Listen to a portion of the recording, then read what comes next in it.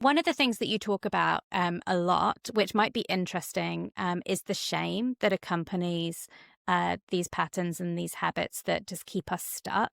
Can you just unpack that a little bit more and why that actually is so powerful and why it really matters that we deal with that if we want to see Yeah, freedom? absolutely. Yeah, I mean, the big question I think that, and you're so spot on with everything that you're saying. I think the big question to look at is like, well, why doesn't shame leave when the weight does, or when I reach Yeah. that golden carrot, when I get that job, whatever, right? And what does it look like to actually heal that from the root, just beyond changing a behavior, losing pounds, getting to the next mile marker, right? And this was, I lived this too, right? And, I lost almost 100 pounds in my early 20s. I did everything right. I controlled the food. I exercised obsessively. I white knuckled my way to a smaller body. And I thought, like, when I'm thin, then I'll finally feel good enough. I'll finally feel worthy, all the things.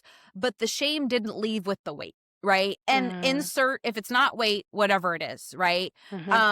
And I was, thinner, but Air I still hated quotes. myself. Yeah. And I was still obsessed with food and terrified of gaining it back because the weight was never the problem. The weight was just the symptom. The real Mm, problem was in my identity. The real problem was the belief system that I was operating from